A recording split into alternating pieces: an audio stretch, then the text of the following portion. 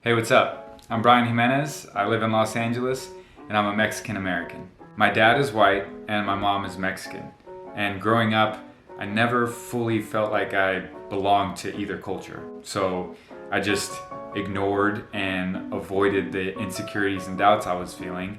Recently, I realized that I still have a lot of these feelings and I've never sorted through them. So I've decided to reach out to some friends in the industry to learn about their experience within the Latino culture and hopefully learn more about myself. In this episode, I'll be talking to Matias Ponce. This guy is really talented. I respect him a lot as an actor, and he recently spent a lot of time in Mexico getting in touch with his roots and learning about where he comes from. And it was really nice to hear his perspective and hear about his experiences.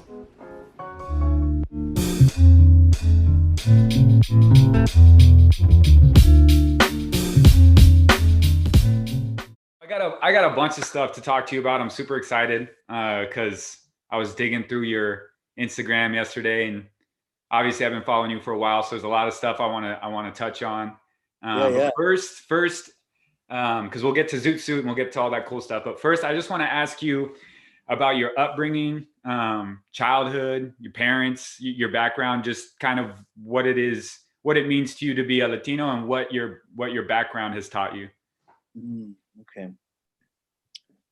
Well, let's see. I was born and raised in Toledo, Ohio, in the Midwest, from a neighborhood called the South End. So I grew up in the South of Toledo, which was predominantly Hispanic, Latino, like Mexican community. It was definitely like very inner city neighborhood. Mm-hmm. But I would say my growing up there, for me, our culture was more influenced by Black culture. So it wasn't so much Chicano pride and brown pride and all of that. Like I didn't really learn of any of that until maybe after high school. I mean, I was aware of it growing up, but when I grew up with my homies, the people I grew up with, we wouldn't really address each other like the way they would in California. Again, it'd be more influenced by Black culture, so it's different. Yeah. Um, I went to an all-Black high school. So there was always like, I knew that I was always a person of color. I always knew that. But in Ohio and in the Midwest, it's a little different than how it's treated in maybe New York or Los Angeles. But born and raised, my father's from Mexico. He's from Querétaro, which is central Mexico. It's close to Mexico, the capital, to el DF and all that. My mother is second generation Mexicana from Ohio, from Toledo. And my great grandmother and her mom that date back to Texas, like southern Texas, and parts of Aguascalientes and Sonora. So predominantly, my mom's family also is from Mexico too, but I would say she's second generation. Only child. Believe that, as a Latino, I'm an only child, which is hard to. You don't really hear that much. No. My first two interviews, I think Gilbert said he was one of. Yeah, Gilbert's got siblings. Yeah, and So then I think he told me his mom had like 14 siblings or something crazy like that. No, it was just me, man. I was the lucky one. It was just me. So that's always a trip when people hear being Latino and being an only child. Yeah.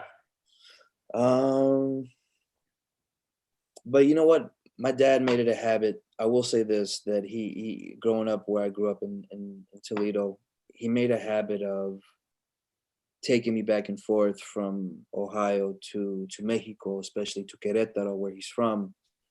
So I always had um, perspective of two worlds. I always saw both ends in some ways, because I would go to Mexico with my dad during the summers, during after summer, like school break and all that.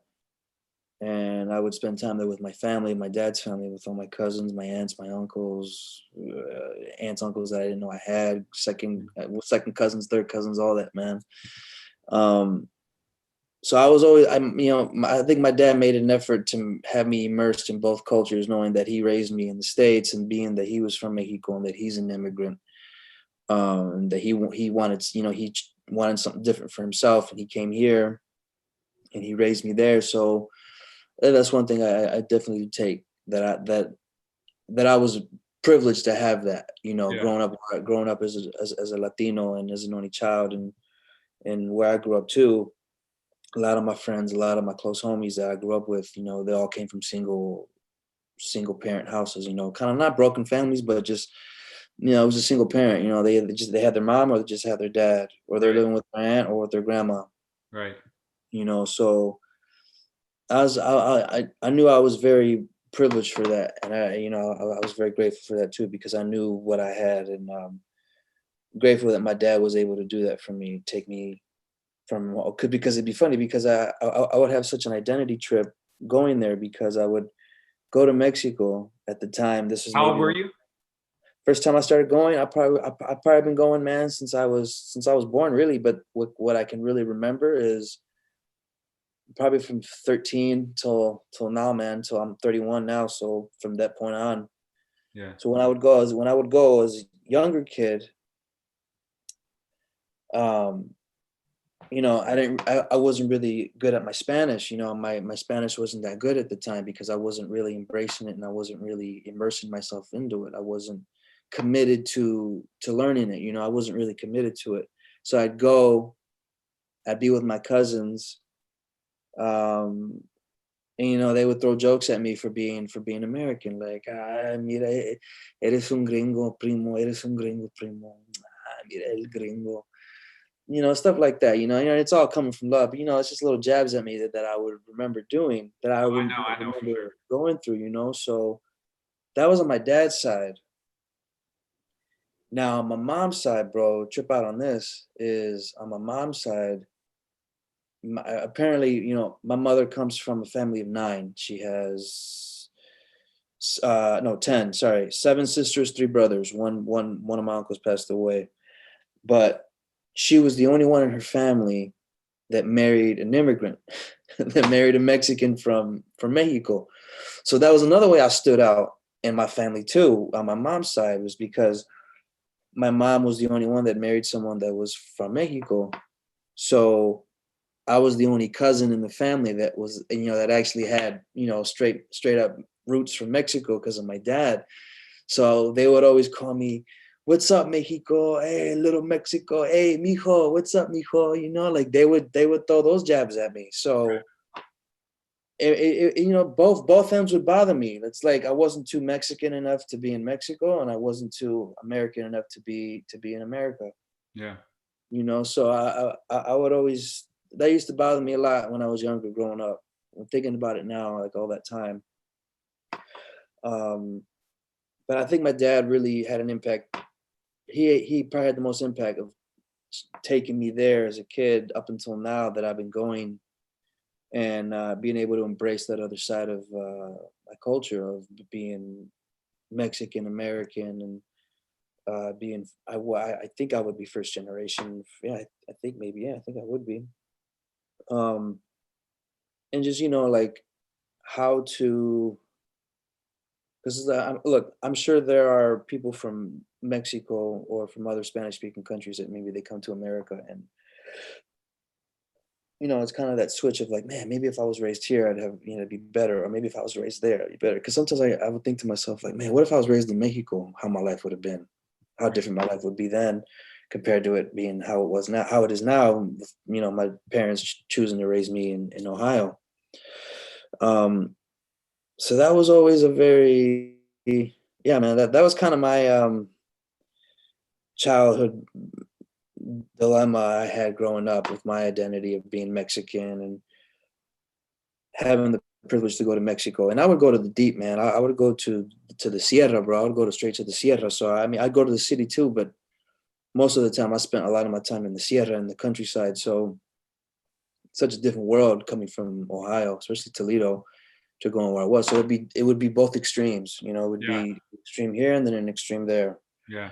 Um, but Yeah. it definitely, I've found that to be kind of a recurring theme with the people I've been talking to, and even personally myself, is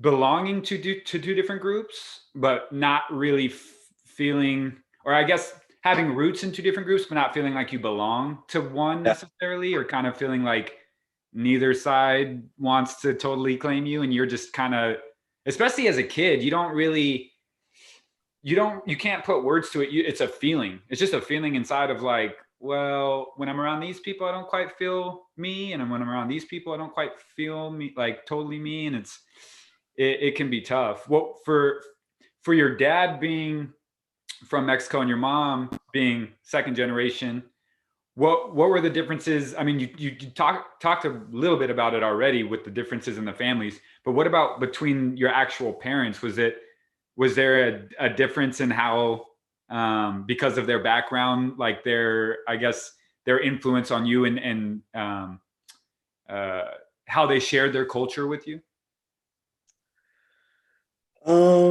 I think with them is that I think my mother was already I think my mother was already accustomed to the culture because it's true funny story, but I asked my grandmother before she passed how my parents met, and my grandmother, my abuela, told me that this is like in the late 70s, man. But I get that at the time my dad had just gotten to Toledo, had just came up north from Florida to live in Ohio, to move to Ohio, and he befriended my grandmother, being a handyman, like helping her out with stuff around the house and all that. And my grandma was like, "Hey, you should meet my daughter." And my mom is the oldest of her family. She's the matriarch. She's the firstborn. So um, she was like, "You should meet my daughter." So my that's how my parents met, was through my grandmother.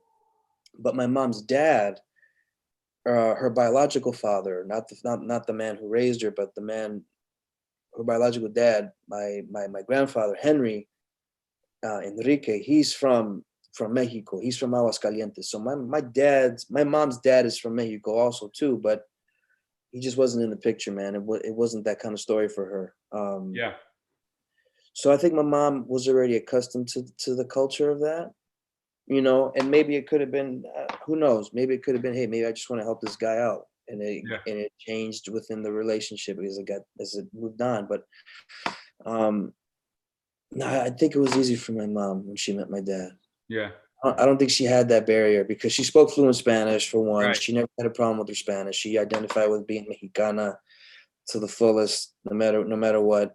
So she already had that going for her. And then meeting my father, a man from Mexico, was just icing on the top for her. So Yeah. Yeah. I don't think she had that problem. So it was easy for them. I think it was easy for them to raise me. And growing up, man, like I said, like I was always ashamed to learn to speak Spanish. Like I didn't want to learn, bro. I didn't want to learn. Yeah. I didn't care to learn. I just didn't want to learn because I either got made fun of or I would just be looked at funny. So Hmm. Hmm. I didn't care about any of that. And my dad kind of regrets it a bit with me.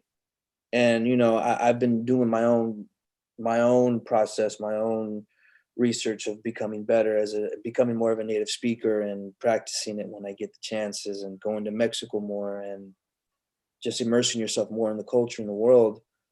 Um, that as a kid, man, when I was so just not wanting about it, I'm definitely kicking myself in the back for it now, bro. Yeah. especially in our industry, man.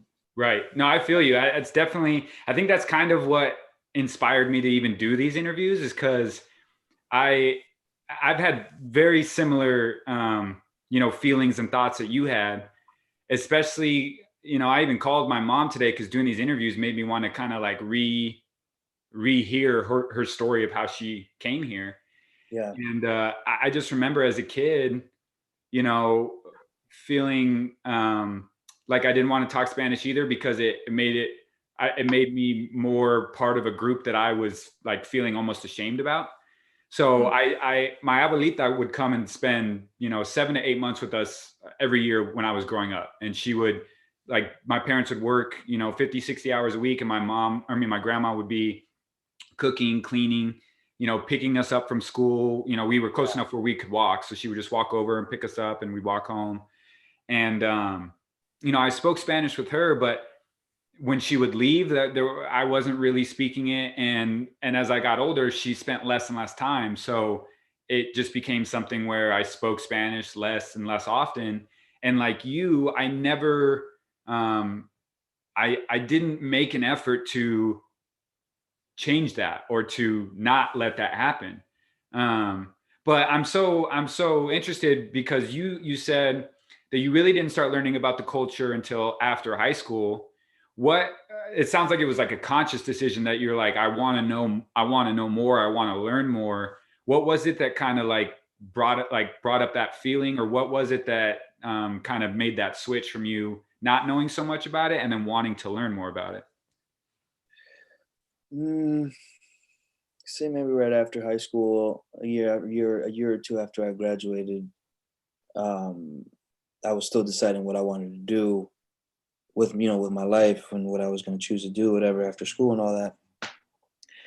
And I had gone to Mexico one more time. I think this was like in '08, '07. Hmm. Yeah, a couple back then. And I went to Mexico with my dad again, just quick trip, man. Just went on a quick trip, and we went to Mexico City. We went to La Ciudad de Mexico, DF. And I've been there a few times with him, and I went there recently last year during the pandemic when I was there on my own. But I think going to Mexico City, if you've never been, bro, it's just a place of its own. It's like, New York, LA, all the major cities in the United States. Mexico City is like its own, the mecca, man, of like this, the capital. So just seeing the people and like how they speak and how they speak Spanish in the city, um, it was just like, damn, man, like this is like my backyard. This is at my reach. Like I have total access to this. Like knowing that, I think what I'm gonna make a goal for this year is I want to apply for dual citizenship, which entitles me, and I think it also entitles you because our parents are from Mexico. So we can apply for dual citizenship, which I want to look into this year and officially do myself, because then that just allows you to spend more time in Mexico, and you can own land, you can own a car, you can get a license, all that stuff. Right. Um, so it was that trip right before I moved to LA, right before I left Ohio to move to LA. I went to Mexico for like 3 weeks, and we went to Mexico City, and I was 19. Yeah, I was about 19. Yeah, I was 19, about to turn 20. And I just saw that. I just saw all that of like what my life could be, of the places I can go if I put some effort into like, oh, yo, man, like I'm bilingual. Like now that I'm out of school and then that I'm older a little bit, like I see that. I can't let that go to waste. And I'm an only child, so it's not like I got a brother or sister who are doing it, Right. So I think that was the turning point for me, man. And then this past year, you mentioned that you went back a lot, and was that just kind of because you've made it a point of going back often, or was there something specific about this trip? Because seeing your posts about it, it felt like it meant a lot to you this most recent time. Like there was something different about it. Yeah, no, very much, bro. Because I went twice. I went twice this year, but the first time I left was right when the pandemic started in March, when everything started happening, and I lost my job. I was teaching, so all that went out the window. And I was living with my cousin, with my prima, and just over in Glendale. And she's also Latina. She's her dad's white. Her mom is my mom's sister, so her mom's Mexican. Mhm. Um, she also has been dealing with her own identity with being Mexican American and all that.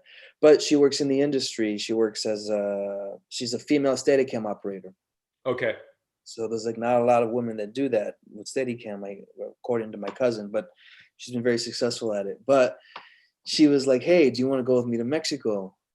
And I was like, "Well, where?" And she's like, "I'm going to Mexico City." And I was like, "Well, I just lost my job. The pandemic's happening. Like, I don't think it's the best decision right now." She's like, "Don't worry, it's a free ticket." I'm like, "Well, say no more, fam.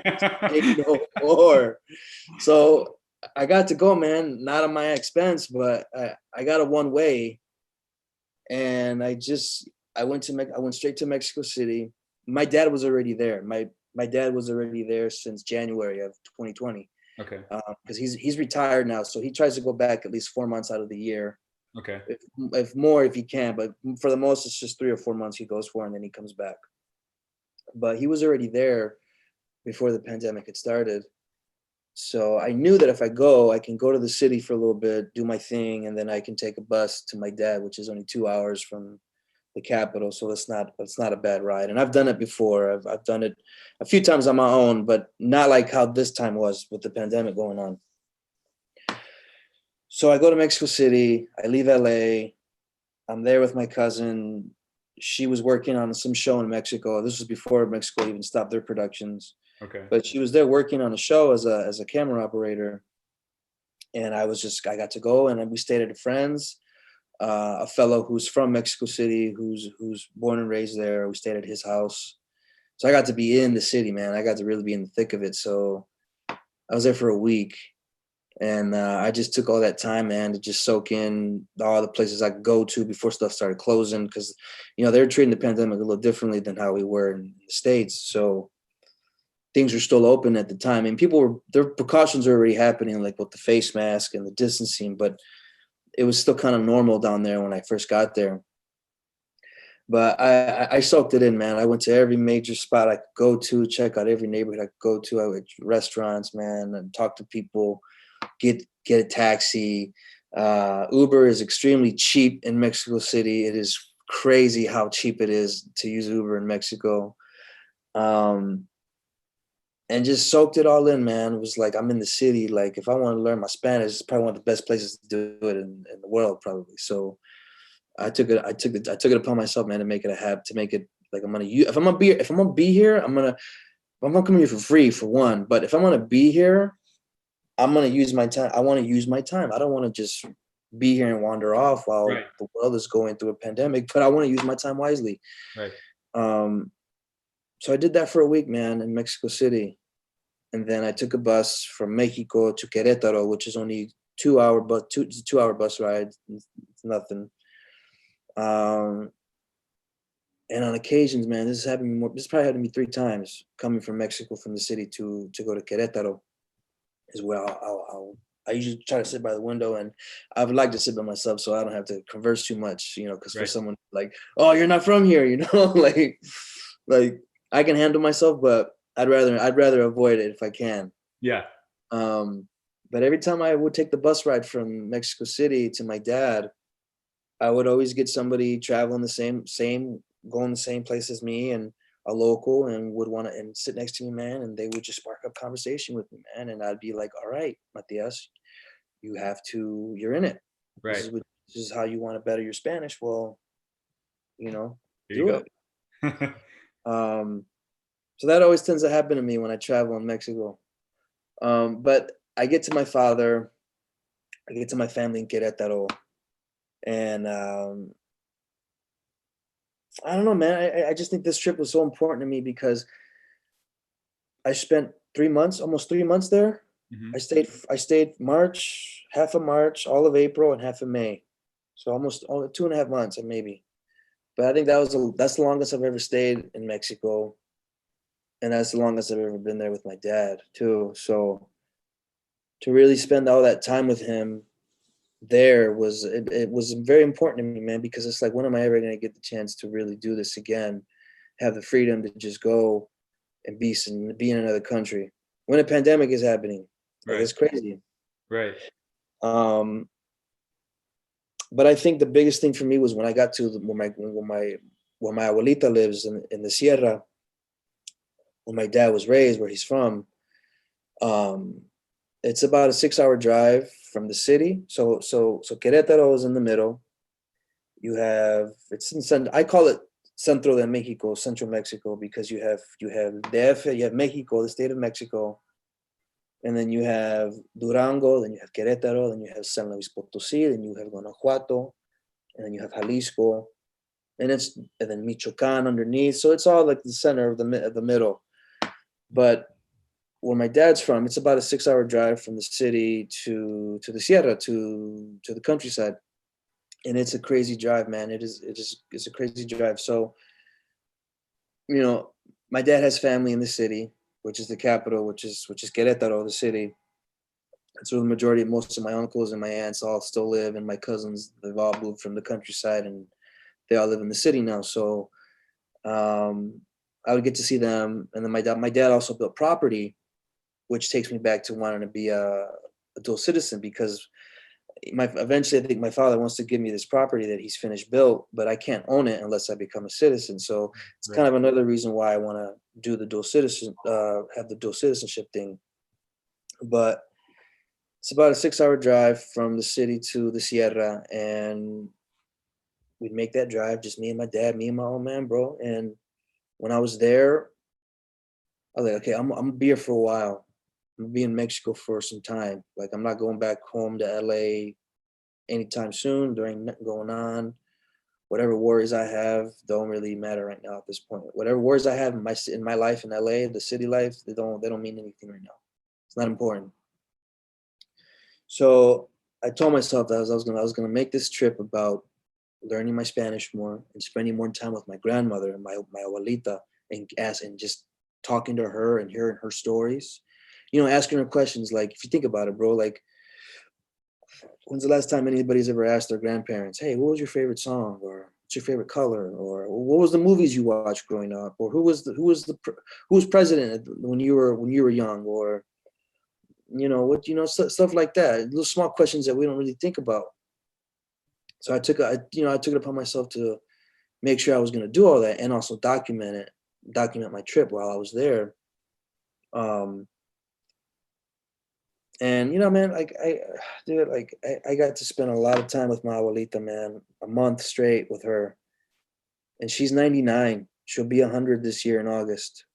She'll be a centurion. I think that's how you say it, centurion. But when I was there, man, it was just me and my grandmother. My dad was there too, and so was my uncle, who lives with her to help her and all that stuff. My dad's brother, my dad's youngest brother, my tío Virginio. So it's crazy too. He's now the town delegate. He's the delegator of the town of where my dad and his family's from. Like, he ended up becoming the delegator for the little town they're from. So it's pretty cool, man. Like, I got an uncle in like high quarters there when I go there. Yeah. So, but I just spent a lot of time in the countryside, bro. And when I was there, I have no connection. There's no Wi-Fi. I can't check emails. I can't do any of that. Instagram, like, only when I would go back to the city, I'd be able to connect and check my emails and check for whatever, was going on, news, stuff like that. But I also wanted to isolate myself from all of that too while I was there, and just really, Yeah. really, really be in the countryside, man, be in the middle of nowhere in the mountains, Yeah. and be there with my grandmother and just see her daily routines and listen to her music, her CDs. She's got these little CDs that she loves, that all these, like, they're not old CDs, but they're just CDs from like an array of different artists. And we would play them and we would listen to them while we'd make breakfast. And she would always make me café de olla. Do you know what café de olla is? Kind of, yeah. Café de olla, But tell me. it's very Mexican, man. Café de olla is basically coffee with natural, like, sugar cane that you boil into it. But people do it other ways. But the most simple way to do it is you just take pure natural sugar cane and you boil it with coffee, and that's café de olla. Not a lot of places in LA do it. You really can't find it. You have to really look around to find a coffee shop that does that. Right. But majority of the time, it's going to be from Mexico. It's going to be in Mexico. You'll probably have it. Right. But she would make that for me every morning. She loved to make that. We make tamales, gorditas, just, all natural grain food, man. The stuff that we don't really think about anymore, that we kind of take for granted, I guess, when we're grocery shopping. Yeah. So I did a lot of that. She has cable, thankfully she has cable, so she's able to watch TV and watch the news. So we would watch the news together. We would watch in Mexico, bro. It's crazy, man. What they do is, in Mexico, the government, they have a channel for the government where they come on for, this was during the pandemic, but they would come on for an hour of the day and just talk about precautions, the numbers, where to get help, what states are worse than others, where to stay away from, recommendations on traveling. If you're in the mountains or in the Sierra, this is where you should go. They would do it for an hour every day, man. Like their government would put on a channel for just for them, for the Mexican people, and they would address all this stuff as the pandemic is happening, to keep all the people informed, especially like most rural places, like where my grandmother lives, where my Right. dad from. So that was an interesting experience to have that with her when we watch TV. But I think the best part, one of the most best parts of it, man, that I remember so much is watching all of this old Mexican cinema with her, because there was this channel, the Canal de Oro, Gold Channel, whatever it was called. But they would play all these classic Mexican cinema films, bro. Like I'm talking like, of course, Cantinflas. Who I wrote these names down on my list, man. Cantinflas for sure. Um, who else, man? My bad, bro. My bad. Here we go. Here we go. Like people like Cantinflas, uh, Julio Aleman,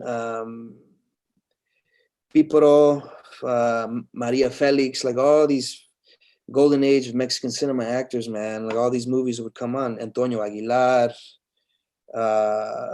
Vicente Fernandez when he was acting, Tintan, Jorge Negrete, bro. Like all these old school black and white films, man. And when I'd watch these with her, like it was just such a surreal experience, because I'm watching, for one, I'm watching what I love to do, what I chose to do for a living, but I'm also getting like a history lesson on Mexican cinema, man, which is, something I didn't really think about growing up in Ohio, that I didn't really think about when I first got to LA, that I didn't really consider, I didn't even consider it until I had that experience being there with her, Right. when I went. So that was a lot of fun, man, especially watching Cantinflas with her. She really liked Cantinflas, and it was just so surreal, man. Like watching those old school movies, bro. Like the way they made those films and those actors, man, they were just on something else, man. Right. That's not tampered with anymore, Well, in the story, your relationship with your abuelita resonates with me because, like I said, my abuelita used to come and spend all this time with us and my family. And I remember when I started getting to an age, probably like high school and college, when I was starting to gain perspective on life, and I was so grateful for all the things that she did for us growing up. But I Yeah, was not in a place to articulate that to her with Spanish. I would either have my mom or my older brother kind of translate, luckily because they're at home and they could just kind of tell her what I was saying and tell me what she was saying.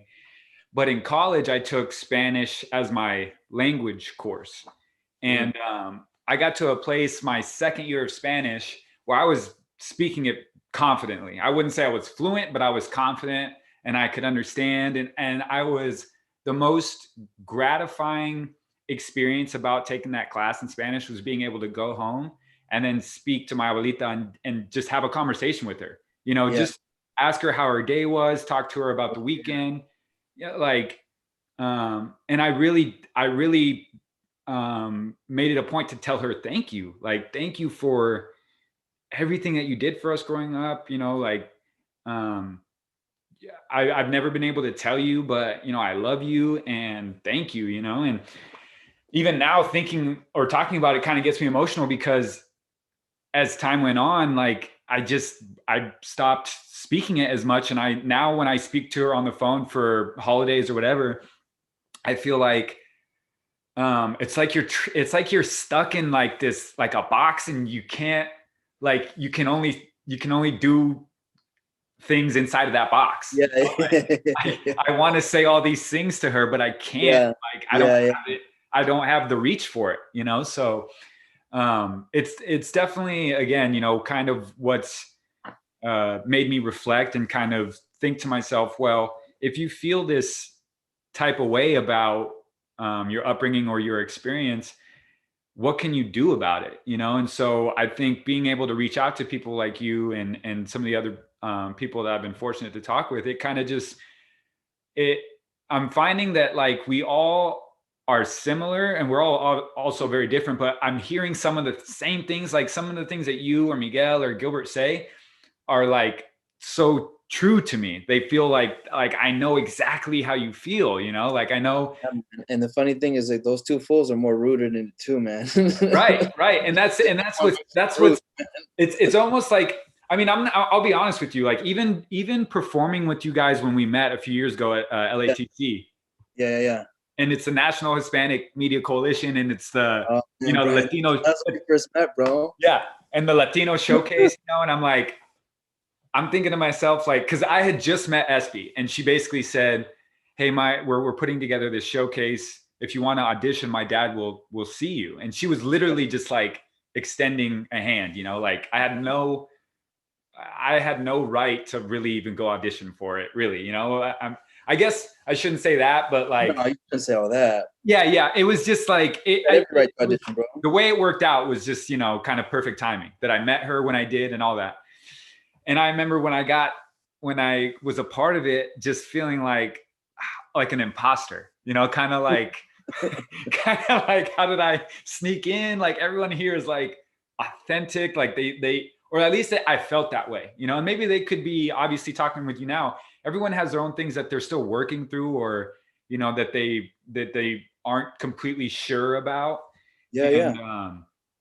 But honestly, being around those people, it made me feel like a little intimidated, and so I'm starting to become more comfortable with who I am, for sure. But there is still something that's like about my background, about my ethnicity, that it makes me feel like, you know, you have to make the effort, and if you don't, it kind of just becomes this thing that's like growing inside of you that you're almost like ignoring, and the more you ignore it, the bigger the feeling gets, you know.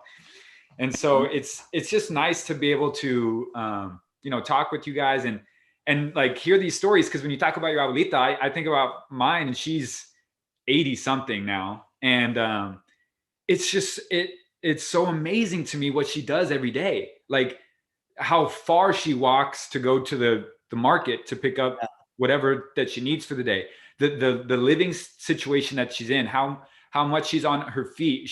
When she comes over to my parents, she's always doing something, you know, making tortillas or doing dishes or cleaning, or and then when she feels like there's really nothing to do, then she'll go in her room and she'll watch, you know, telenovelas or whatever. But it's just so like, I'm just so like impressed and amazed by her that she still moves and lives the way she does at her age. You know, Yeah, bro. It's incredible. I mean, and specifically, I watched that video of you. There's a video of you and your abuelita holding hands, and it was just it's a simple video, but it moved me. I connected with it. You know, it just like brought back feelings of my own life, and you know, like it's a it's an interesting life we live, man. And I think once we get out here to Los Angeles, because there's so much diversity, that you kind of have to figure out who you are, because you could get lost in a group or bro, quick.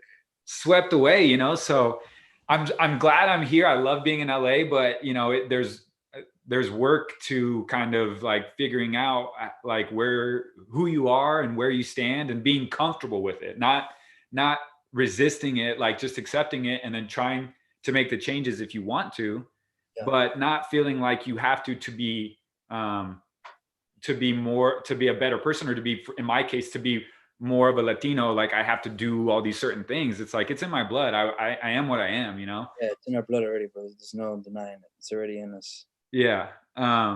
So let's talk about you being in LA now. And a couple of years ago, you got the chance to work on Zoot Suit, and it was super well received. You know, you guys had Quentin Tarantino come and watch you guys.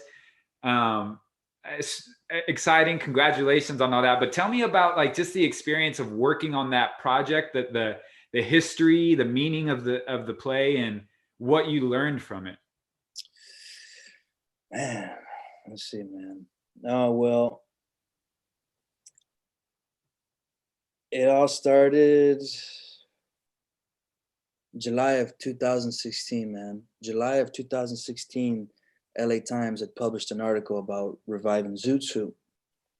And I was at LATC that day. I was at LATC for some reason. I don't know what I was doing there, probably rehearsing or something. But I went and I saw the LA Times and I saw the article, and they had a no picture of Danny Valdez and Eddie from Zoot Suit, from the original. So I started reading this article, and they're like, Zoot Suit planned to be revived at the Marte Perform for 50th anniversary of Center Theater Group. And I'm like, oh man, like, this is that one moment, bro. That's for every actor, bro. There's that one play, bro. There's that one play that if you get your shot, you just gotta hope somehow you can do it. So I saw it and I was like, I don't know how I'm auditioning for this, man. I don't know how I'm gonna get an audition for this. Like, this is one of the biggest plays that come out of Los Angeles, the epitome of LA culture, of Chicano culture in LA. I don't know how it's gonna happen. So that was July. Fast forward to the fall, to September. September, I think I self-submitted, man. I got an email. I get these emails from you probably know about it. Nosotros. I just started following them recently. I just started following their Instagram recently. I was doing like their email thing with them, where they would just send out emails for castings for stuff like specific for Latinos. So I saw a casting. They had an email where you could self-submit for Zoot Suit to be a part of the ensemble. And I was already aware of Zoot Suit and the history of it in the play, because I had seen it before. I saw it in 2012 when they did it at San Diego, at the San Diego Rep. And they had a live band for that rendition. And Luis's youngest son, Laquino Valdez, played Henry Reina. That was the first time I saw it. So I was very aware of it. And then when I got the email to submit, I submitted to be a part of the ensemble. And I kind of already had the idea of who I wanted to play in the play. I was like, all right, I want to audition for this role. This is the role I want to audition for. Because I didn't really see myself. I was like, to play Henry Reina, to play the lead. Like, nah, I just didn't see myself playing it, man. Like, I didn't see myself playing the role at all for different reasons. I was too tall. I'm not more like indigeno, like mestizo looking, you know, like more like that, because that's just how I always pictured the character. And obviously watching the movie and Danny Valdez when he was younger, you know, he's just got more of that like indigeno look, like indigenous look to him, you know? Yeah. So that's just how I always pictured Henry Reina. So I submitted, and I got a chance to audition for it. I knew the casting directors, which was even more of a surprise. And I auditioned on September 16th, man, which is the day of independence for Mexico. September 16th. So that was my first audition, and I did my thing, did my part. And then kind of just, you know, didn't really care much after that. I was like, I got my shot. I'm got an opportunity to audition for it. At least I got to say that, you know. So right. So I moved on, man. I put it out of my mind and I moved on with my life.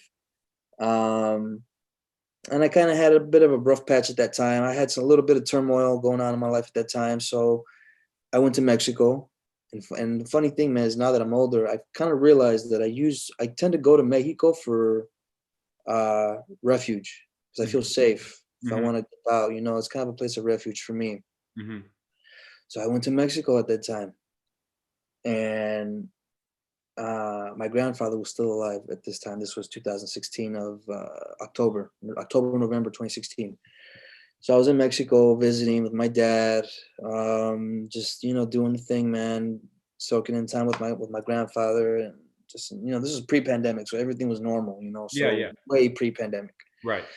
So I was enjoying my time there. And then this was like a week before Thanksgiving, maybe in November. My mother calls.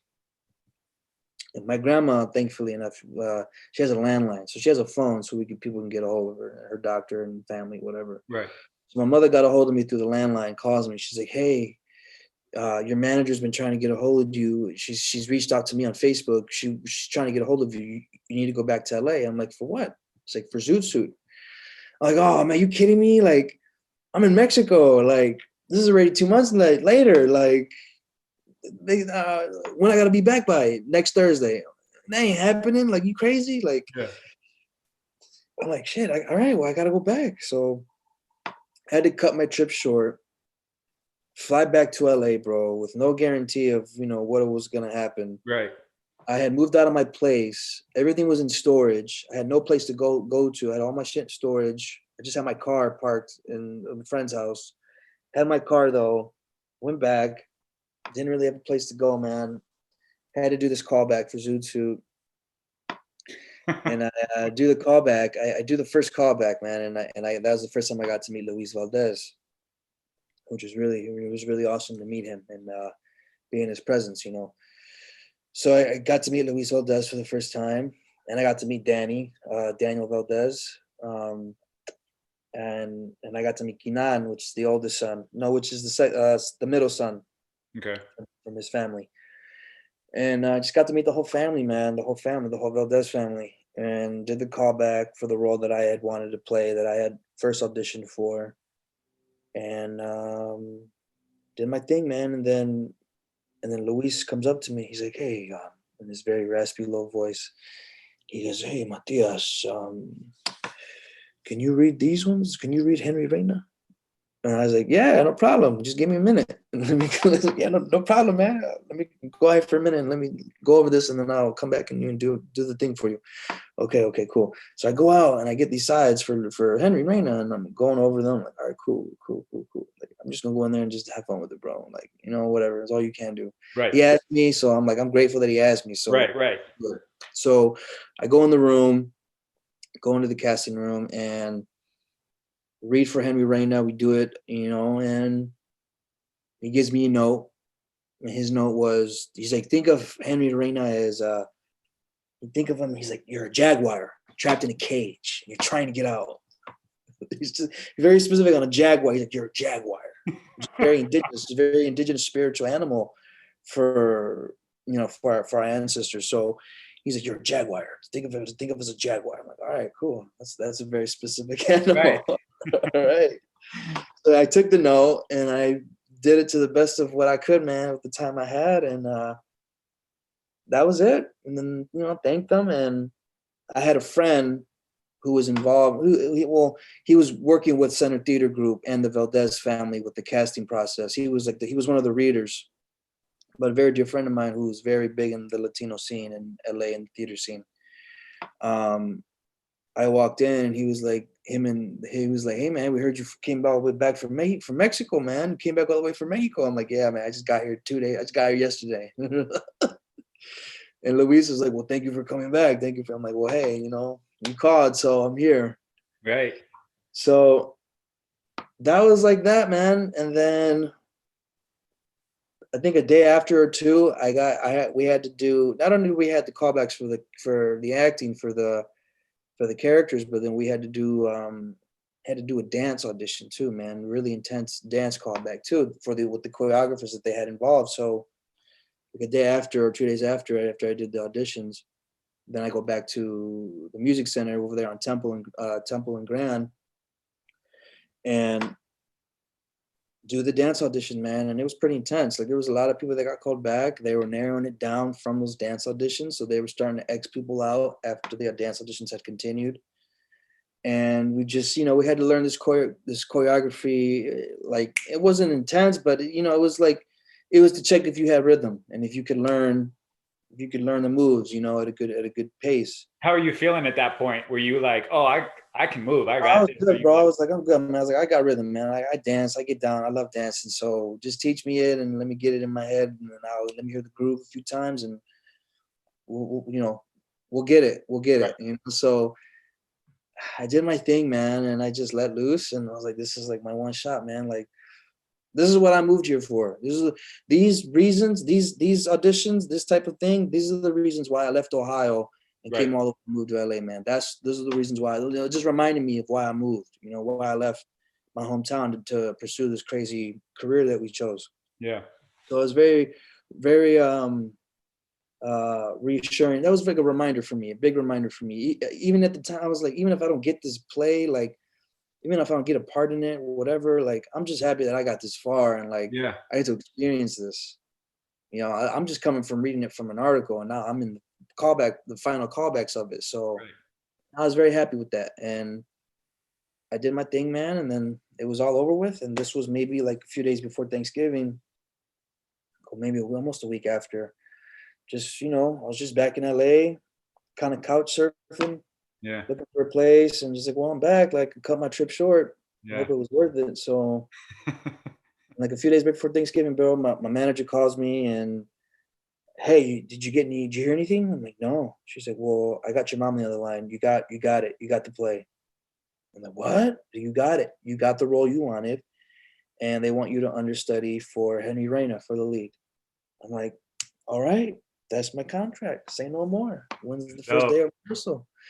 So that was that, man. And then January of 2017, we started rehearsing, and oh man, it was just a lot of history, bro. Being back in that space, being back in those spaces where it all started for them, especially for Luis, and Danny too.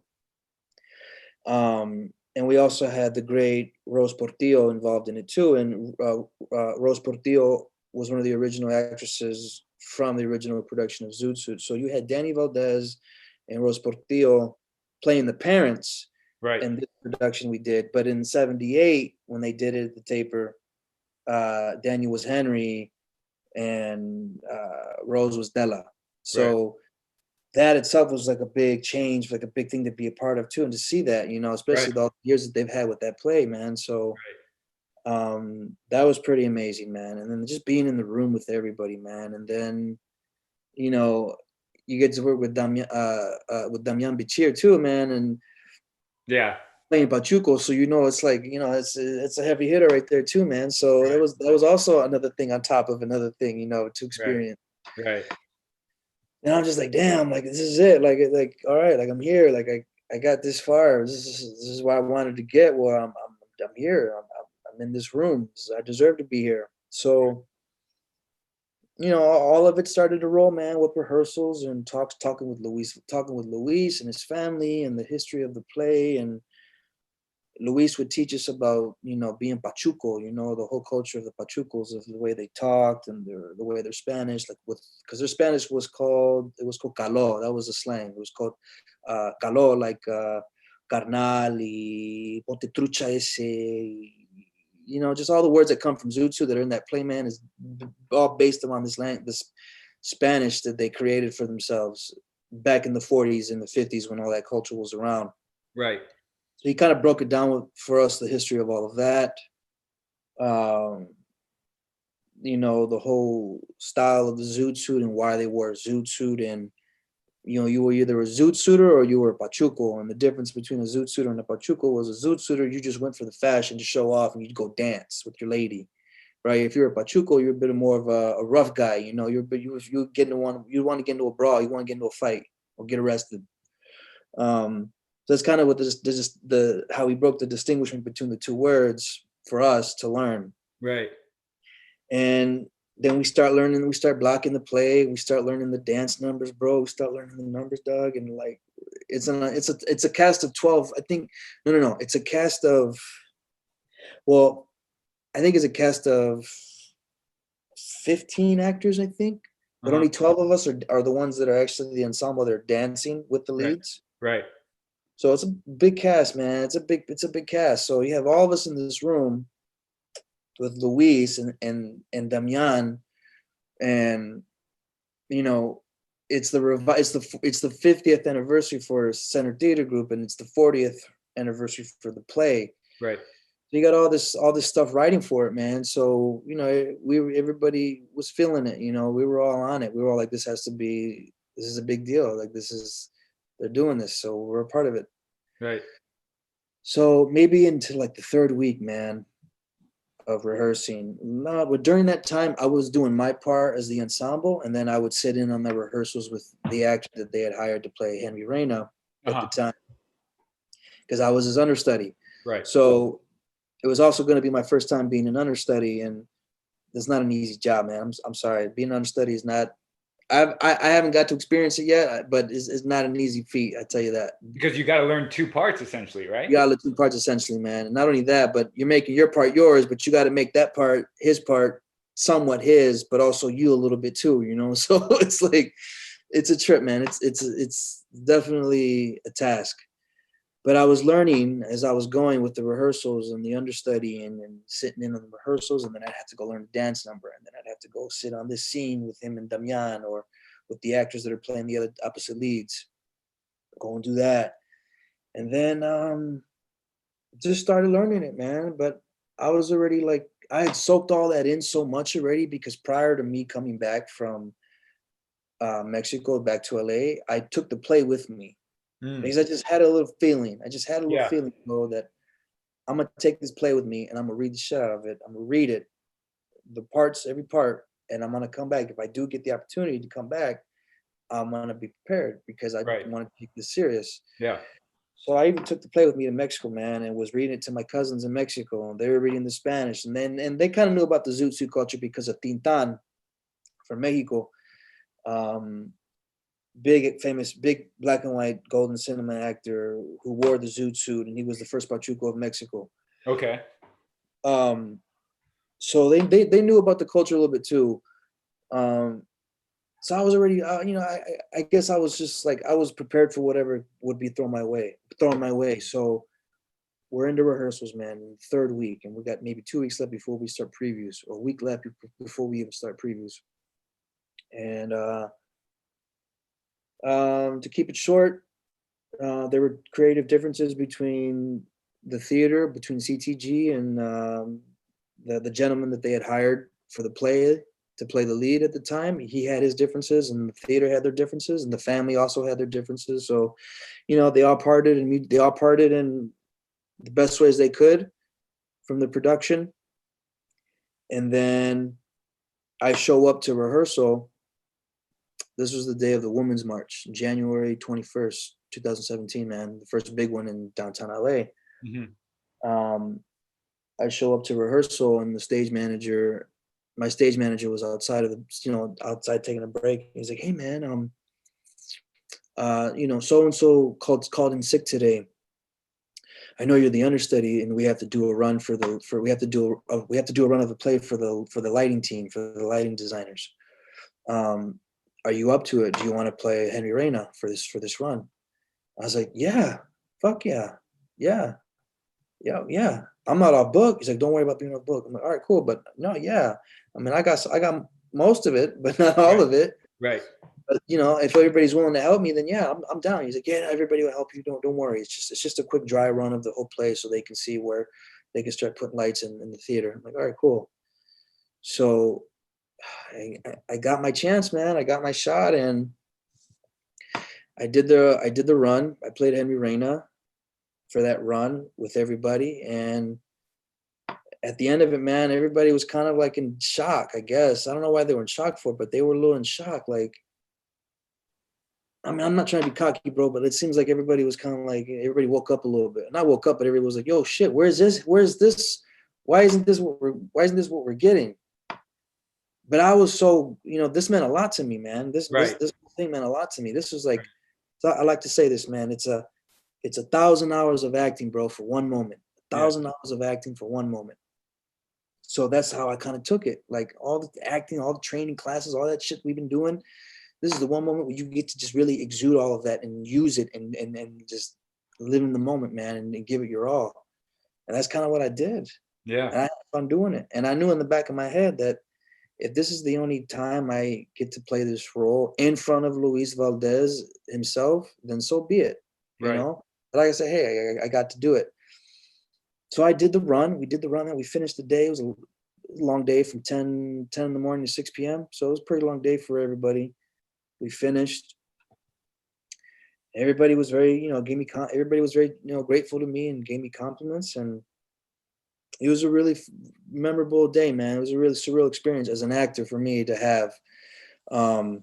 And I went about my day. I went about the evening. I went to this event with my manager in downtown. She picked me up. And then next thing I know, man, I got a phone call from a castmate saying, "Hey, has Luis called you?" And I said, "No." And she was kind of like, "Well, hey, I'm just giving you a heads up. He might be calling you. So just be prepared." I'm like, "Okay, all right, cool, thanks."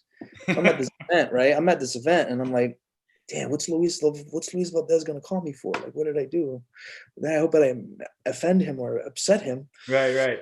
So I'm just kind of in my head about what he's gonna call me for. And I'm like, oh, okay. You got everybody else calling you Yeah, except, man. So everyone's calling you like, yo, did you hear? Because I heard, did you hear? yeah, dude. So like I'm at this event, kind of tripping out, and he tries to call me the first time. I don't hear it. My phone was on vibrate, and I just wasn't conscious of it. So he called. He called one time.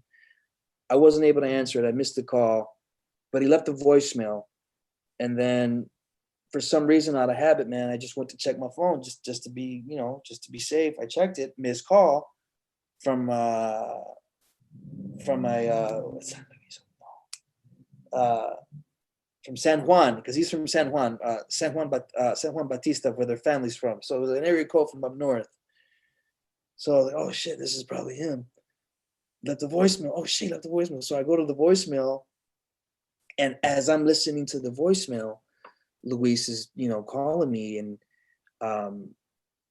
just basically telling me, man, that he was very happy with what I did and gave me the role, man. He said, you'll be playing Henry Reina, and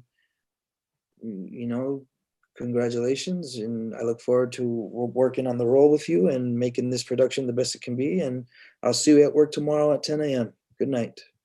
Just, straight and simple, man. Gave me the role.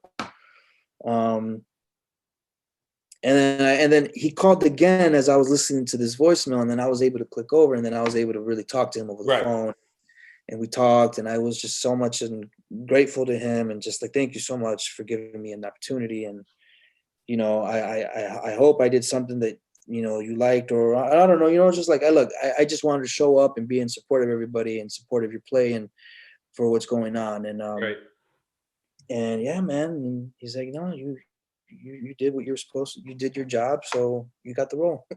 It's yours. So tell me, or if you had to like briefly explain what the play was about and that time period, what's it like? What was going on at that time?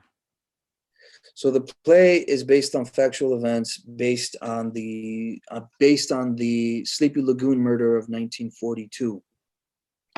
And the Sleepy Lagoon was a ravine that used to be in Commerce, California, where like right by Downey and all that kind of area. It was a lagoon that used to be there in Commerce. And at the time, in the 40s, you had Pachucos that lived in Boyle Heights, all that old area. And then you had Pachucos in Bunker Hill, which is where the Mark Taper is and all those theaters are on Temple. Like that used to be barrio back in the 40s and 50s until it got converted into a music center and a complex.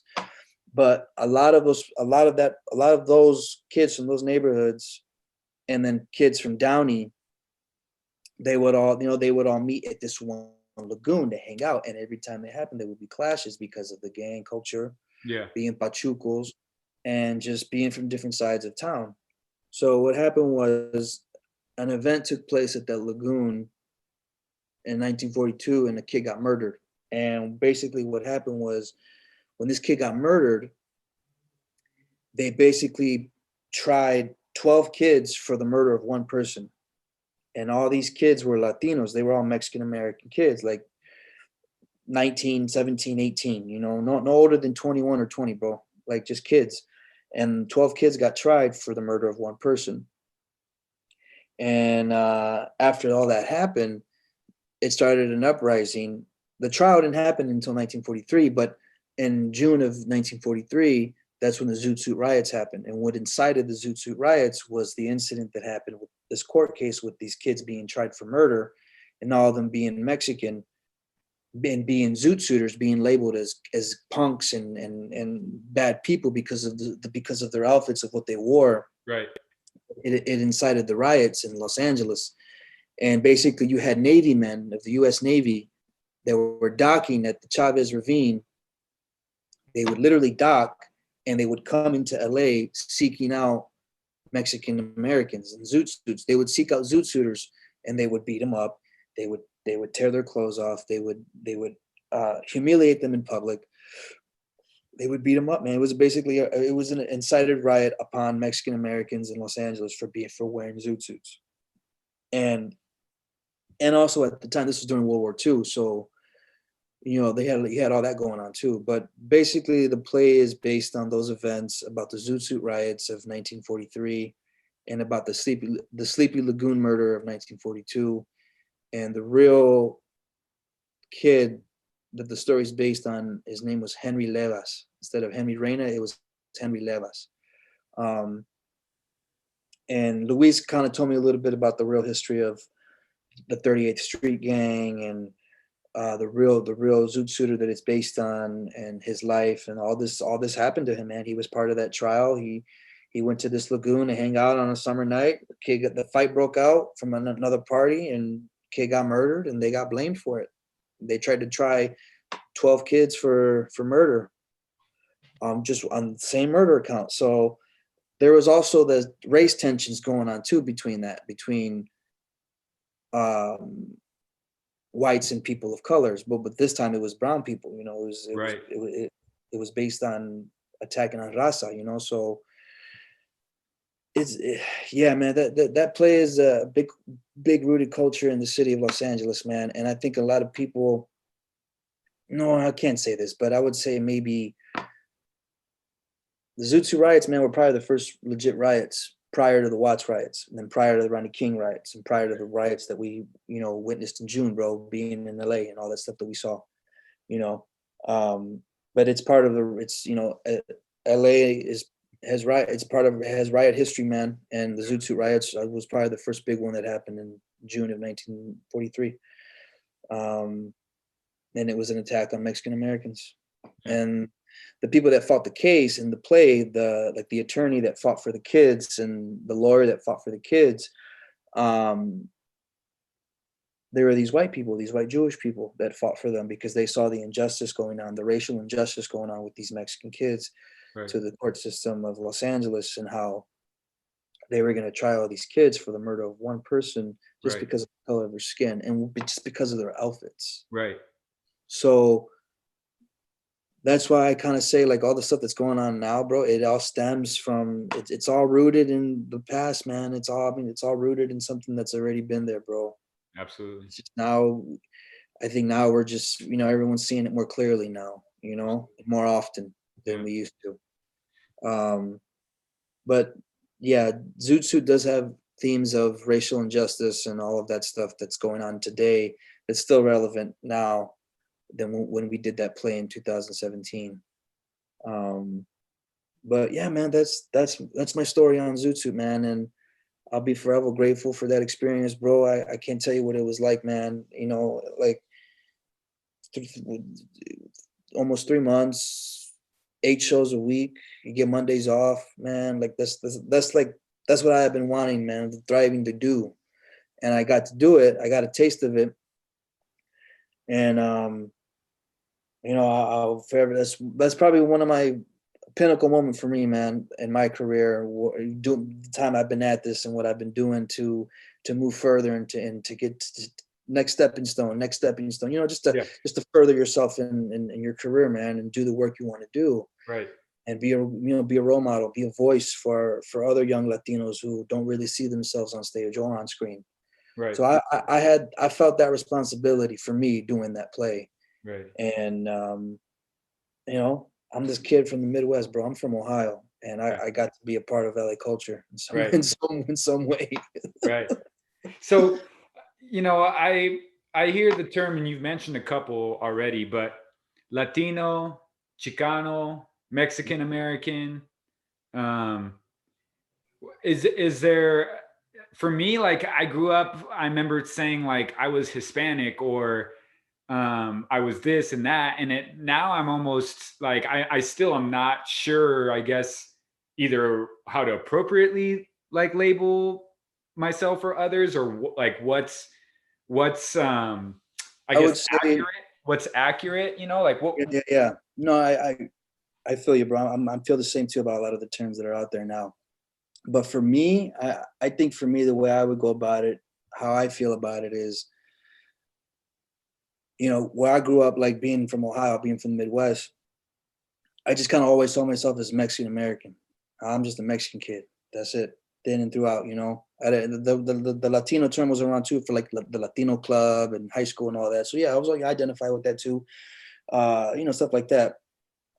But it wasn't until I maybe moved to LA that I started to be more exposed to Chicano culture, what the word Chicano meant and where that came from, where all that stuff comes from. And it wasn't until, honestly, bro, it wasn't until Zoot Suit, man. It wasn't until I did Zoot Suit that I was able to fully allow myself to identify as being Chicano. Yeah, I might not be from Southern California. I'm not from Los Angeles, but I am Mexican American. And I think the originality of that term, Chicano, I don't know if I'm right on this, but from what I've heard is that it actually comes from, it came from Mexicans who moved to America, whether you were in the West Coast, Midwest, the South, or the East Coast. But the word came from Mexicans who had immigrated to America and raised their children in America. Therefore, their children are now Mexican Americans. It was that generation that would feel that they weren't too Mexican enough to be in Mexico, or they weren't too American enough to be in America.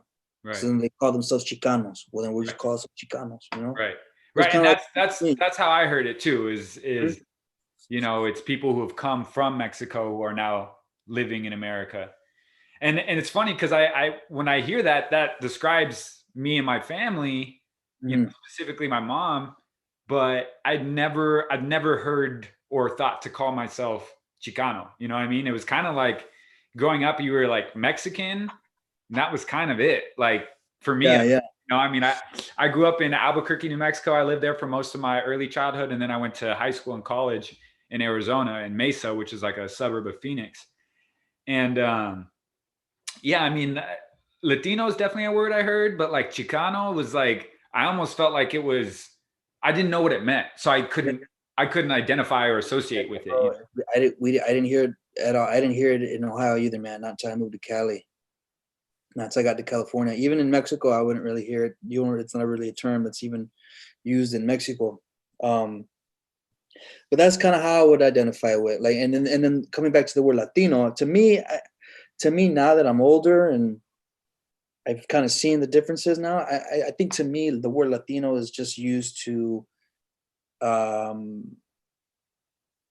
just establish yourself as a person of Latin background. Right. I think it's more of a general term for people who come from Latin backgrounds, whether you're Mexican, Puerto Rican, or Cuban, or Dominican, or from South America, or from Central America, whether you're from El Salvador, from Guatemala. I think mostly, I think Latino is a term that's more of a broad term for everybody that comes from Spanish-speaking countries. Right. Right. Now, the part where I get a little confused is Hispanic, the word Hispanic. Right. Because it derives from Spain, but they're European. Spaniards are Europeans. Right. It's very different, when you come from Mexico or countries from Central or South America. Right. So growing up, it would always be Hispanic on the tests and stuff you would fill out. Right. Remember that? It would always be Hispanic. So I would always grow up filling out Hispanic, but then as you get older, you look at the word Hispanic, like, I don't know. For me, I don't identify with the word anymore like I used to, I guess. Yeah, same. I don't, because for one, I don't have family of maybe in some way, but I don't have any family of Spanish background. Before the DR, it was before it was the DR and before it was Haiti, it was Hispaniola. Mm-hmm. So the root of that word, I don't actually know where it comes from, but that's something I would like to research myself. I mean, I did look it up recently, and what I found was that Hispanic is used to describe someone from a Spanish-speaking country. Okay. So that's what Latino would be used for that. Right. So Latino and Hispanic have certain places that overlap. Yeah. But there are some that are considered, there's one or two places that are considered Latin America or Latino that don't speak Spanish. They like, I think it's like the Mediterranean, they speak French or something. There's some area where they speak French, but they're still considered Latinos. Or they speak Creole. Yeah, exactly. And so those people wouldn't be considered Hispanic, but they would be considered Latino. And then most other places that, are considered Hispanic people are also considered Latino. Mm-hmm. But I think I know personally for me growing up, Hispanic felt like safer, or like, I hate to say this, but it almost felt like more like cleaner, like more accepted. Just Yeah, no, like yeah, when I I hear was you. when I Yeah, yeah, when I was yeah. younger, it was almost More of like, a clean term to use. yeah, it was like, I'm not Mexican, I'm Hispanic, because it made me feel better when I was younger, you know, because there was such a negative connotation to being Mexican, or like when I was growing up, the way I perceived it was that Yeah, like Mexicans were like this, they were bad, or they were, you know, poor, or they were these things that I didn't want to identify with. yeah, They were the things that were sticking out to me. So for me, wanting to kind of like assimilate, or just kind of not stick out for that, I would say like, yeah, I'm Hispanic, or you know what I mean? And only now do I realize that was kind of like almost trying to turn away from what yeah, my yeah, yeah. actual heritage was. Well, trip out on this, bro. I did the census last year. I Uh-huh. filled out the census form. Mhm. They were going down over in Glendale, and I was like, yo, like, I want to be a part of the census. So they gave me the form to fill out on the census, bro. And believe it or not, man, when you look on the census, there's nothing that indicates Latino or Hispanic for us. There's no What does label. it? So I had to mark other because it's either black, native, or white. Yeah.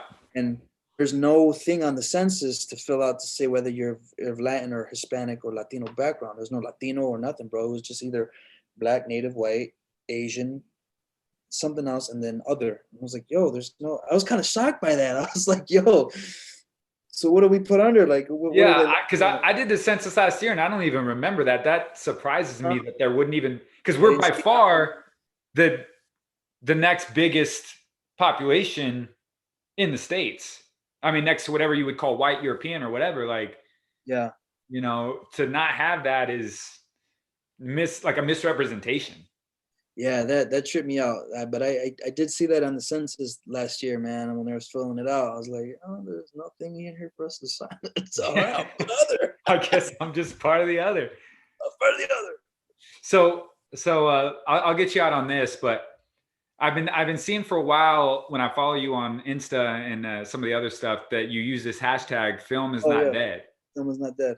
and I couldn't quite find where that came from, or what that means, or what, you know, why you use it. So the hashtag comes from uh, it's a hashtag used amongst people who shoot with analog cameras. Mm, People who still shoot 35 millimeter, 35 millimeter, medium format, all the old ways of shooting film, of shooting photography, which I do myself. I shoot film, primarily street photography. I'm a street photographer. I don't really promote it as much as I used to, but it's one of my other things that I really love to do and I'm passionate about as much as my acting and the other hobbies I have. But um, I have a 35 millimeter camera that I started shooting with, self-taught. I started teaching myself how to shoot black and white. Um, because the thing about it, man, is like you don't get the thing. What I love about it is like you really have to frame out and composition your photo of what you're gonna shoot. And I like street photography, so I like to do a lot of like portraits of people or locals or urban stuff, architecture, stuff right. like that. Just the grittiness of the city and just like the ugliness and the beauty of it too at the same time. Yeah. Um, so I started doing it in 2014 is when I started shooting photos, started doing street photography, but I started doing it on a film camera, my friend's film camera. He had this old camera sitting there, just laying on the shelf. I was like, yo, man, what is that? He's like, oh, it's my grandpa's old film camera. You don't use it? He's like, no. I'm like, well, can I use it? Because I'm taking a trip and I'd like to start shooting some stuff. He's like, yeah, go ahead, take it. So I took the camera, man, and I learned it and started learning the differences of lenses, the differences of what kind of lens you want to be on, if you want to be close to your subjects, or if you want to be from afar, depending on where you're comfortable at. And I just started shooting film, man. I just really got into the shooting film and the analog culture and developing film and developing photos. Because with that, man, it's a lot of patience. And, when you shoot on a digital camera, it's amazing too what those things do. I'm not saying Right. they're amazing, man, but there's instant gratification. And with the film camera, you don't get that instant gratification, bro. You just hope that you did your measurements right. You had enough light. You had your dingle. You had your shutter speed at the right number and your aperture, at the right number, bro. And you snap your photos, and you don't know what you're getting until you develop, man. Right. So that's where the film is not dead comes from, because I've been doing it for a while, and I also document my trips. I love to document life, where I go, the people I'm with. And I definitely took a lot of photos with my camera when I was down in Mexico for almost 3 months. I mean, I had a lot of rolls on me, man. I had like 20 rolls maybe of black and white and color. I shoot color too, but I prefer black and white just because I like to play with shades and light. But yeah, the film is not dead comes from my street photographer stuff, man. My street photography stuff. So I've tried to have some shows, little stuff here and there in downtown LA at LATC, like during art walks. Man, I miss the art walks, man. So crazy the pandemic has happened and it's changed so much now. Yeah. But I used to make little prints, man, of some of my stuff that I was proud of. And I would try to I'd try to sell them like $25, $50, whatever. Something you could put in your bathroom, something nice. Yeah. Right. Something you can put in your kitchen, you know what I mean? Just something to just have something. Yeah. Whether it's a shot of downtown or the skyline or of a street or like a person just on the street, like something you could throw up, like miscellaneous stuff. Yeah. So I did that for a little bit, man, and then I tried to get serious with it when I was trying to focus on what type of projects I was going to start shooting. Like, do I want to focus on this type of shooting, or do I want to focus on this? Like, for example, like I focused on primarily documenting Skid Row a few times, where I spent some time down there, and I would go down there and I would talk to people, and I'd ask them, I gotta take your picture, you gotta be careful because it's not really a place you walk around with a camera, Right. But the times I did it, I would do it during the day, and I felt safe. I never felt threatened. I never felt like a threat, and I want to make sure I never felt like a threat to somebody else, who has to be there. But I documented Skid Row a few times, and got to really get some really good pictures, man, of just what it's like there, because everybody has these ideas of what it's like, and you don't really know what it's like, man, until you go down there, until you're really down in it, and you see it. I just stuff like that, and I think that comes from. I always think about what would I have done had I not chosen to be an actor. Yeah. And the one thing that comes to mind, bro, is I probably would have been a photojournalist. Yeah. A photojournalist or a combat photographer. Dang. There's some people, man, that do combat photography, man, and the stuff you would see, the photos they would take of Vietnam War and the Korean War and all this stuff, and Desert Storm, all those wars that they had the combat photographers, man. It's just like that photographer to me, like it just really does something to me, man. It's like to be in those places and your main purpose is just to document it for history. Your weapon is your camera, bro. That is it. Yeah. I'm not shooting bullets, man. I'm shooting frames. I'm just shooting pictures. I'm just here to document it, so the rest of the world remembers what happened, so people can know what's going on.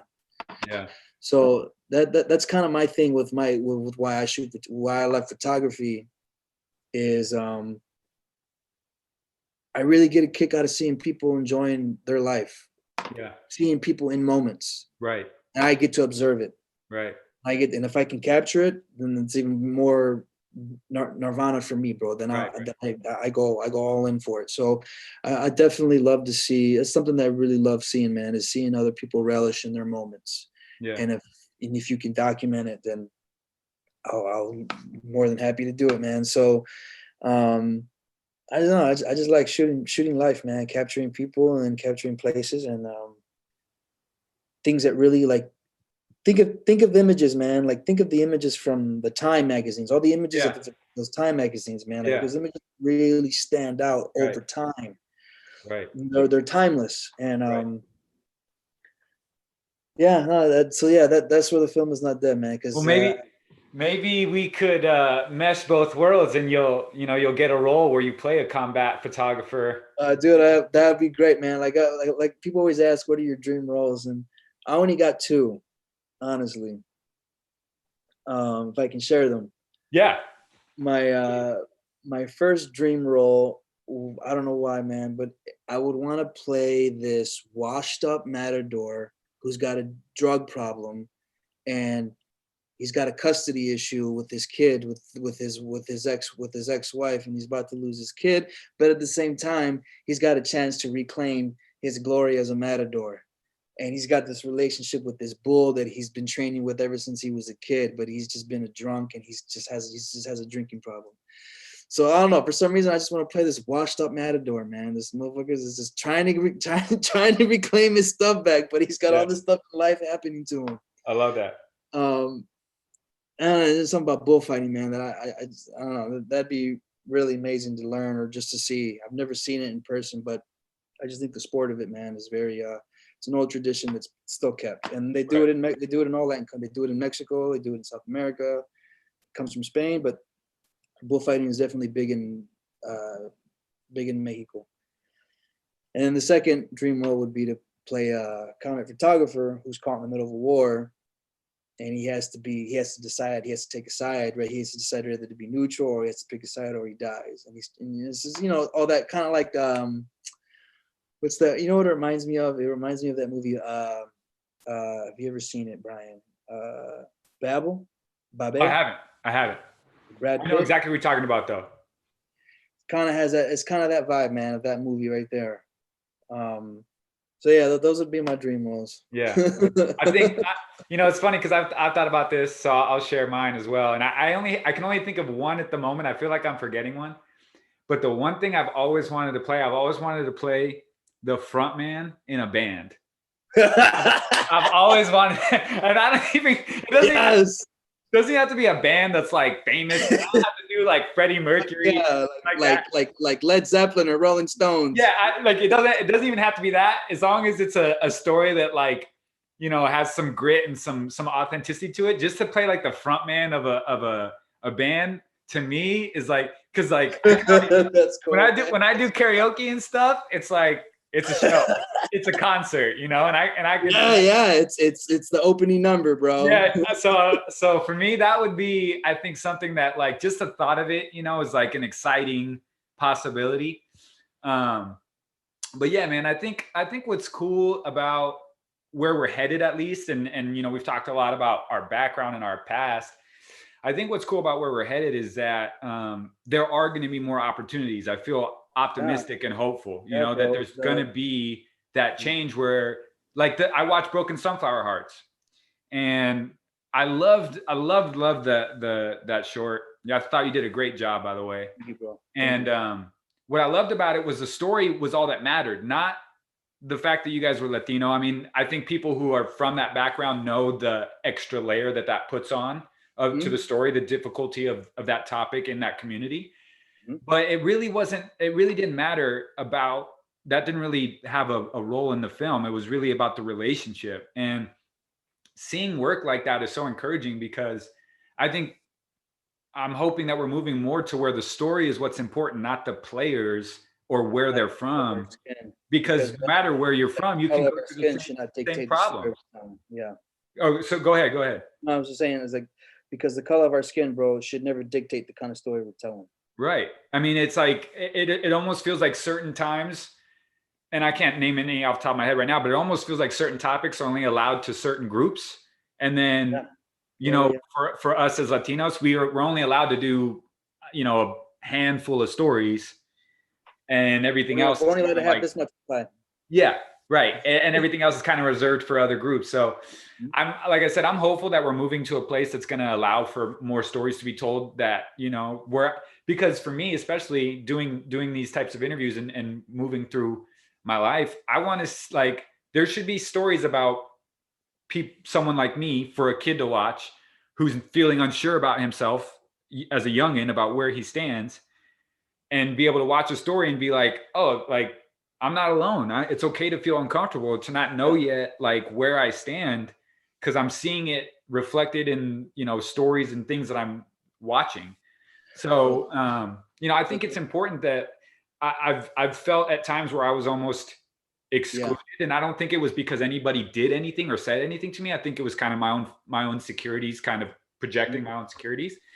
But I felt like I was like excluded, and now I'm just kind of want to like pull up, have my seat at the table, and contribute. You know. Well, we're already doing it, bro.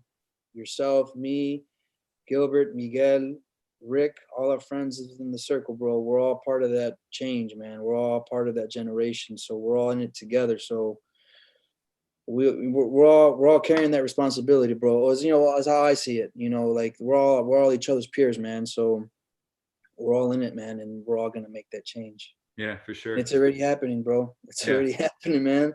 Yeah, It's already gonna happen, bro. Like it's gonna happen regardless if it's me, you, or someone else, bro. It's gonna happen. But it's like, yo, it's gonna happen. Why not be a part of it? Absolutely. Feel me? Sure. Well, dude, thank you so much for sitting down with me tonight. I appreciate you so much. Oh, thank you, Brian. Gracias, brother. Gracias a ti, hermano. Taking this time, man, is just like it's. You know, I think I said this to Miguel, but it's really, I think as time goes on, these conversations are going to mean more and more to me as I get to have more perspective on them. So again, just thank you so much for sitting down with me tonight. I appreciate it. Of course, bro. Thank you, man. Thank you for allowing me to. All right. Well, be safe out in New York. Be well, and hit me up when you get out to LA, because I got a film camera sitting over here that's just collecting dust. I could use someone to. Oh man, we gotta get it out, bro. We gotta get you out shooting, man. All right, cool. All right, Brian. All right, well, I'll talk to you soon, man. Gracias. Bye,